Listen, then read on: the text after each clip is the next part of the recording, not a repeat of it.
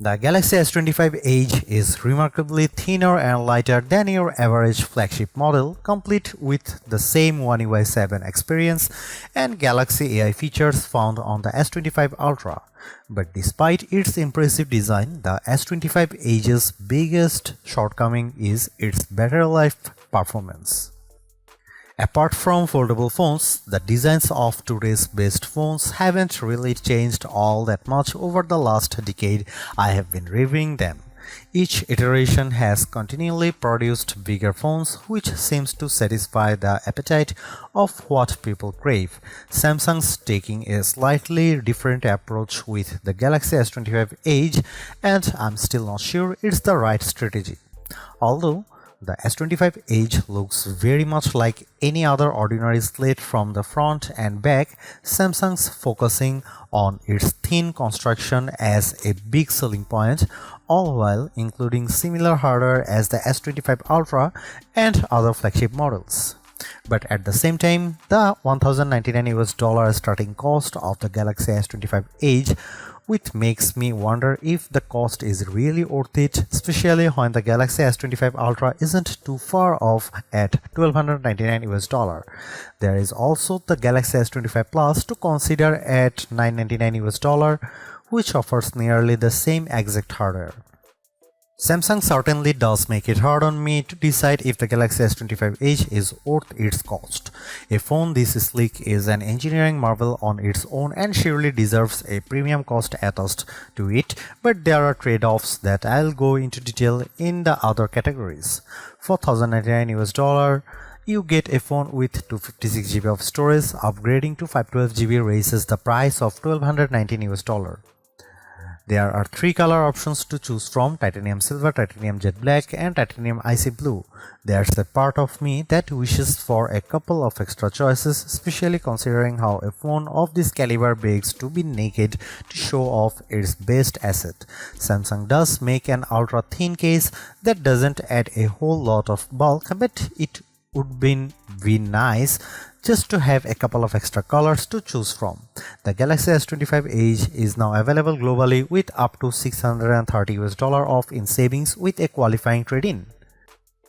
I am not entirely blown away by this design, but Samsung still deserves some credit on how the Galaxy S25 Edge is significantly thinner and lighter than any phone on the market right now. It's hard to appreciate the Edge's 5.8mm frame unless I put it side by side against a S25 Ultra or iPhone 16 Pro Max. Despite this engineering achievement, there's a part of me that wishes the S25 Edge were thinner. I know it may seem like I am picky, but I just don't get the sense that its thin construction rivals that of the original Motorola Razr from 2004, or how the iPod Nano showed a tremendous size difference compared to the standard iPod. I just don't have the same impression with the Galaxy S25 Edge over other phones today. The underrated part about the S25 Edge's design relates to its lightweight feel, which I think is much more impressive than its thinness. Tipping the scales at 5.75 ounces, it's much more palpable in my opinion, especially when the Galaxy S25 Ultra weighs in at 7.69 ounces. There's almost a 29% weight difference between the two, which is pretty remarkable. However, the Edge is only 15% lighter and 22% thinner than the Galaxy S25 Plus. For a phone this thin and light, I have to admit the Galaxy S25 Edge still manages to feel incredibly solid, which is attributed to its titanium frame and Gorilla Glass ceramic 2 covering its display. Whenever devices get shrunken in size, they can sometimes feel fragile, but not this. It also helps this model features the same IP68 rating as the Galaxy S25 Ultra. After I reviewed the Motorola Razr Ultra 2025, I am less convinced by the Galaxy S25 Edge's design because Motorola's device is almost the same size, weight and thinness, but it's a foldable phone. The specs show that the Galaxy S25 Edge beats the Razr Ultra, but they are a lot similar in reality. And this is exactly why I am not as enthralled by S25 Edge design. One reason why the Galaxy S25 Edge draws a lot of comparison to the S25 Plus is that it features a similar 6.7-inch AMOLED display with QHD Plus resolution. I personally feel the size is still too big for one-handed use, but it's much easier to handle than the 6.9-inch Galaxy S25 Ultra. Plus, it helps the Samsung has kept the bezels as slim as possible. I will say that this panel looks really sharp, and I'd argue it's better than the one in the Galaxy S25 Ultra. Colors look rich while it maintains its clarity at wide angles better than the Ultra. But what's even more impressive is how the Galaxy S25 Edge sports a much brighter panel, reaching a peak brightness of 1997 nits, which is a smidge brighter than the S25 Ultra. Apart from that, it's worth mentioning that the Galaxy S25 Edge features an adaptive 120Hz refresh rate that makes animations and scrolling with the interface so buttery smooth. All in all, it's a superb display that's perfect for me to squeeze in a TV show or movie. The first compromise the Galaxy S25 Edge makes to reach its thinner construction is the sacrifice to its camera arsenal.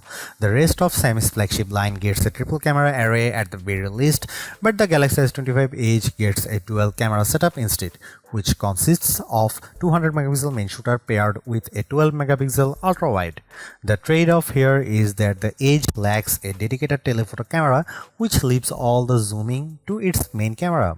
Even though the camera and lenses protrude much further out from the rest of the phone, I'm not terribly bothered by that, but there's a fair amount of oval if you lay the S25 Edge flat and try to type. Samsung doesn't explicitly say it's the same identical 200 megapixel main camera as the Galaxy S25 Ultra, but the Edge is inherently at a disadvantage because all other S25 models are backed by optical zoom cameras.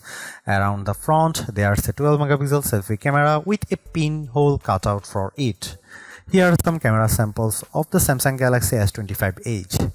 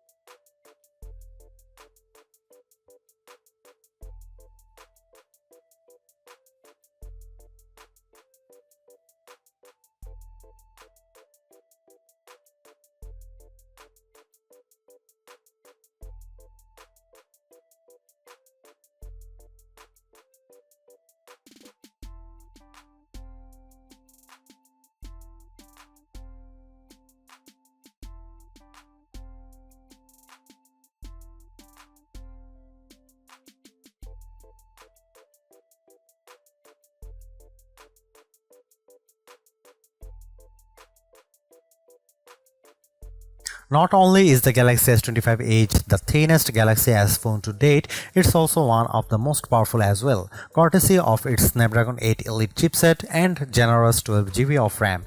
This combo effortlessly handles just about anything you can run on the phone while also juggling multiple apps without having to refresh them.